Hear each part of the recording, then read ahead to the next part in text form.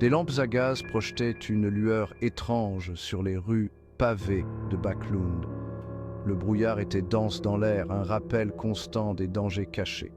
Des pouvoirs anciens murmuraient dans le vent et des sociétés secrètes complotaient dans l'obscurité. Je ne suis pas un diseur de bonne aventure ordinaire. Je marche sur le chemin de Beyonder, maniant des capacités mystiques bien au-delà de la compréhension des gens ordinaires.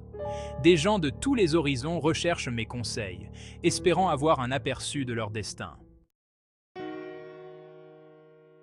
Un coup à la porte a retenti dans le salon faiblement éclairé de Klein, interrompant sa concentration. Anna, le visage pâle et tiré, est entrée. Ma sœur, Joyce, a disparu sans laisser de traces. Les jours se sont transformés en semaines, et toujours aucun signe d'elle. S'il vous plaît, Klein, utilisez vos extraordinaires capacités pour retrouver Joyce. Klein écoutait attentivement, le regard fixe et rassurant.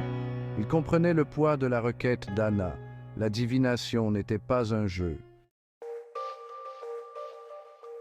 Klein se retira à son bureau, un refuge d'objets mystiques. Un vieux livre relié de cuir était ouvert, ses pages remplies de symboles et de diagrammes complexes. J'ai besoin d'un objet personnel appartenant à Joyce, quelque chose d'imprégné de son essence. Anna sortit un médaillon en argent, sa surface ternie par le temps.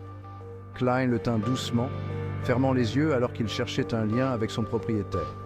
Le médaillon se réchauffa dans sa main, une faible énergie pulsant de l'intérieur. Klein commença sa divination, l'air s'épaississant d'anticipation. Il inscrivit soigneusement une série de chiffres et de symboles sur un morceau de parchemin. Murmure de la mer astrale, des échos lointains et mystérieux qui résonnent dans l'infini. Alors que l'astrolabe bourdonnait d'une faible lueur éthérée, Klein entra dans un état de profonde transe, son esprit se préparant à explorer des dimensions inconnues. Son esprit se détacha du royaume physique, s'élevant à travers un vortex tourbillonnant de couleurs et d'énergie, chaque nuance vibrant d'une énergie mystique. Je vois Joyce, le visage marqué par la peur, piégé dans un endroit sombre et inconnu, ses yeux cherchant désespérément une issue. Il sentit la présence d'un autre Beyonder, son aura froide et menaçante. L'air crépitait de danger, chaque ombre semblant cacher une menace.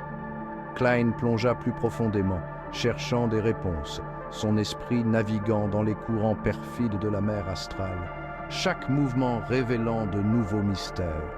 Il sentit une attraction, une traction faible mais persistante, l'attirant vers une imposante structure de pierre noire, un monument ancien et mystérieux qui semblait l'appeler. D'un seul coup, Klein fut ramené à la réalité, le cœur battant dans sa poitrine. Il se sentait comme s'il venait de se réveiller d'un cauchemar, mais les images persistantes refusaient de disparaître. La pièce sembla tourner, les restes de la mer astrale s'accrochant à lui comme des toiles d'araignée, l'enveloppant dans une étreinte glaciale. Chaque mouvement semblait alourdi par une force invisible. J'en ai assez vu pour savoir que Joyce est en grave danger, mais l'étendue de sa situation reste entourée de mystères. Nous devons agir rapidement avant qu'il ne soit trop tard. La vision de la structure de pierre noire le hantait, une image gravée dans son esprit. Il l'a reconnue grâce à ses études. C'était un mausolée, un endroit où les morts étaient enterrés. Mais ce mausolée avait une aura différente, presque vivante. Mais ce n'était pas une tombe ordinaire. C'était un lieu de pouvoir ancien, chargé de secrets oubliés. Klein savait qu'il détenait une pièce du puzzle, un indice vital sur l'endroit où se trouvait Joyce. Ses recherches l'avaient mené ici à ce point crucial. Mais le chemin à parcourir était semé d'embûches. Chaque pas dans cette quête était plus périlleux que le précédent et le temps pressait. Klein fit part de ses découvertes à Anna, la voix grave mais posée, essayant de contenir l'émotion qui bouillonnait en lui. Anna, j'ai vu Joyce. Elle est en vie, mais elle court un terrible danger, un danger que nous ne pouvons ignorer. Le mausolée, ce n'est pas qu'une tombe, c'est un lieu de secrets anciens, c'est quelque chose de bien plus sinistre, un endroit où les ombres semblent vivantes. Anna écoutait attentivement, le visage figé entre espoir et effroi, chaque mot de Klein résonnant en elle. Alors que Klein parlait, un petit médaillon en argent glissa de sa main et tomba sur le sol, résonnant dans le silence.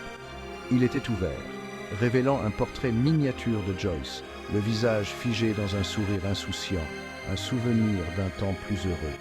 Le médaillon, l'objet même que Klein avait utilisé pour la divination, confirmait de façon effrayante sa vision, rendant la situation encore plus réelle.